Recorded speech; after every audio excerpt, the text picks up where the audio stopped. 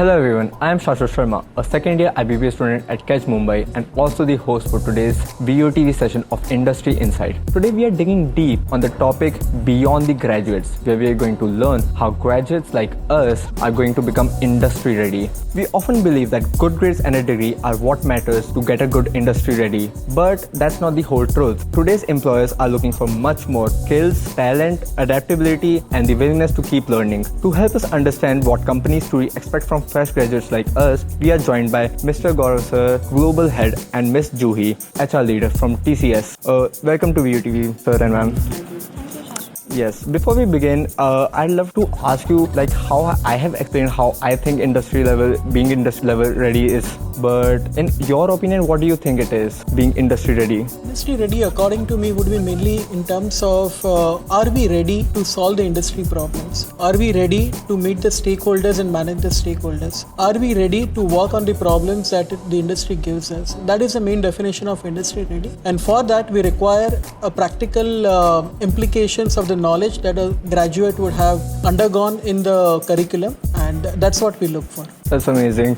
Do you think CGP and academic scores are something that the companies really look for these times? So see, as they say, they are the two sides of the same coins. Okay, to some extent, yes. How you study or what are your academics do matter, but ultimately, where do you reach is all about what are your skill sets, what are your attitude towards, towards yourself, towards life, and how resilient you are in this very ambiguous world. So I would say both are equally important, but I would give a little more weightage to overall skills and attitude compared to the CGPA score. And I really think that knowledge is important, skills is important. In fact, knowledge is an entry point, and that's where your CGPA gets calculated based on the knowledge that you have gathered. But we should not stop there. We should polish that knowledge, take it further, apply that knowledge, make it as a skill, and that's where the skills becomes a very important point. So I would say CGPA would be an entry point, while skill is going to be a performance. Basically, how you can actually theorize the stuff into actual practical world, right?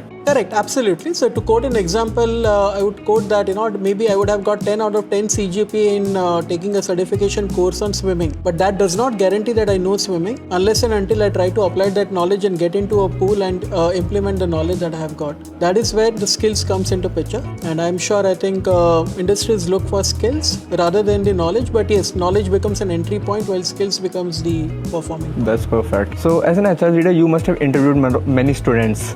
What makes one student stand out of everyone? See, if you talk from a fresher's perspective, you have that 10-minute window, as Sir also have mentioned earlier. Your professors when we were interacting. It's just a 10-minute or a 15-minute window that you get. What we look is how quickly are you able to think on your feet if there is a situation that is given to you. So in today's interview, we typically try to give a very live situation, that how would you react in this situation or how would you behave in this situation. So how quickly would you think? Are you solution centric or you're just here to tell me, oh, there is a problem? No, we know there's a problem, right? We need a solution. So how solution centric do you appear to us? How quick do you think? And how good you are able to portray yourself or probably communicate. So communication is also a key skill, right? You would have 1,000 thoughts in your mind, but if you're not able to articulate it well and deliver it, I think it's just noise in your head. So yeah, 10 minutes window, 3 things is what we need. In fact, I would like to put up, when I interview people, I look for 3 E, alphabet E. I look for energy, I look for excitement, I look for enthusiasm. I'm sure if these 3 are there, even if maybe some of the technical skills or business skills are not there, that is absolutely fine. But the energy, enthusiasm and excitement is very important to get onto the company. That's the perfect answer I could have gotten, to be honest. So students often ask how important are internships. Can internship really make difference when it comes to applying jobs? It does, but it's like how the internship is done, that is more important. If the internship is done only for the sake of getting a certificate, then it's of no use. But if the internship has been done to get a practical exposure and there's a lot of learning that I have got from that particular experience, it creates magic. So that's what internship with experience really helps. An internship only certificate will not help. So it's the experience that's what matters. Absolutely. It's like a courtship period to understand yourself and the company, like how you do it, right? You get engaged and then there's a courtship period and then you you get married, right? So that this is the courtship period. Internship is a courtship period when you understand about the company, about the corporate world. Can you adjust? How can you adjust? What are the good ways? So yes, if you do it with your whole heart, will what get you through the internship Yes, that makes a lot of sense. If you could give today's college students a checklist, what are the top skills that students should start building at their first year? So I think I would like to put it in a very simple format of alphabetical format ABCD. A would be certainly attitude. Okay, they should really work on their attitude, because nowadays people are looking for a learning attitude. They are looking for a growing attitude. They are looking for a positive attitude.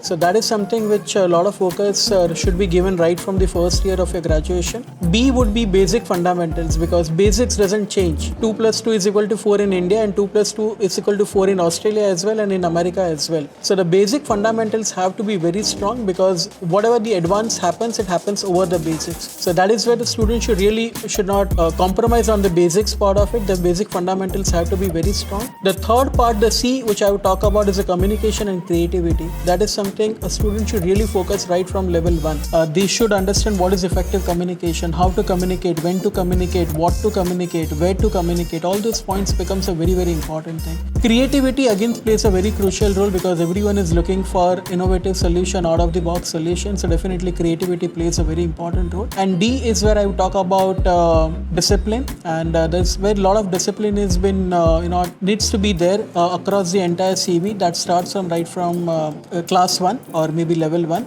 And definitely D also stands for digital literacy as well, and where they need to work on digital skills, development of digital skills right from their first year itself, because when they complete a 3-year or a 4-year course, they would be digitally literate. Talking about digital skills, how do you think AI is going to change the hiring over the next 5 years? AI has already taken over at many places, and I'm sure, I think the kind of the support which AI is giving in terms of optimizing the operational workflow, that is something really helping. So I would quote an example. Maybe today, if I'm coming up with a particular position where I have 100 CVs that I have received from various channels. Now for me, not having time to screen 100 profiles will take a lot of time. But that's where my AI tool help me to screen the profiles and maybe filter out, say out of 100, they might give you the top 20. So my role would be to conduct the level 1 and level 2 interviews only for those particular 20, out of which even if I automate the L1 with the help of AI, I'm sure then the whole effort goes in conducting only the remaining interviews which are filtered by L1. So AI is a friend, AI is a colleague, and AI is very, very helpful in terms of optimizing it, but that does not take away the fact that human intervention is always required, and that is where I think my time will get invested only in the last part of the interview, which is going to be very crucial in getting the human judgment and the ethical decision. Okay, that's pretty insightful. So imagine you are mentoring a student graduating in 2030. What advice will you give them today so they can be very relevant throughout their career? I think I can use a couple of alphabet A in that. Number 1 is they need to be very agile. Agile means you need to adapt to changes very quickly. Okay, maybe if a change is happening today, I think that I will try to adapt myself maybe 2 years down the line. Sorry, it will be an obsolete one. So the agile part is very, very important. Number 2 is they need to be aware. Okay, so second A would stand for awareness. There has to be continuous awareness in terms of what is happening, what are the changes happening, what is the transformation happening around me. So that is something which is very, very important.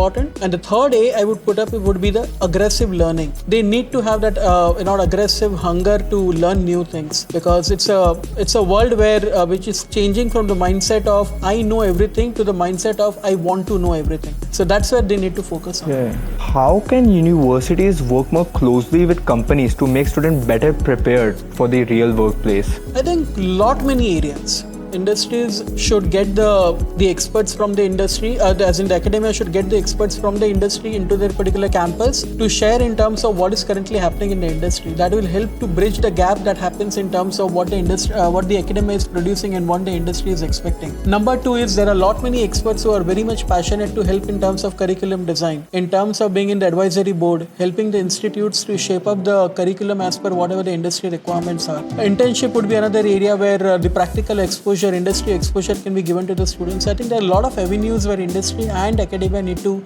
collaborate together to create the future that industry is looking for. That's pretty great. Why don't we move our podcast to a rapid fire question right now? No, that's scary. I mean, okay, so my first question is books or podcast? I'll go for Degree or practical experience? think we already answered practical experience. Leadership or teamwork? Both. If they are hand in hand, it will work better, I guess. Yeah, a leader also has to be a good team member as well. Okay. One skill every student must have. There are too many to answer it, but from my perspective, if you ask, one skill is adaptability for sure, because there's a reason dinosaurs got extinct, right? They couldn't adapt. I would mention curiosity. If I'm curious to know things, I'm sure I think I have a world in my hand to know knowledge. Well, that is pretty great. If you could leave every Vijaybhoomi student with one message before they step into the corporate world, what would it be? Do good, not only for self, for your family, not only for your family, for your state, not only for your state, for the entire nation. And we'll end that with this. That's the generation that they do, right? Thank you so much, sir and ma'am, for sharing such valuable insights today for the practical world. I am Shashwat, a student here who has learned a lot today, and I'm pretty sure the audience have learned a lot as well. Thank you so much. Thanks for having us, Shashwat. Let's see you in next episode.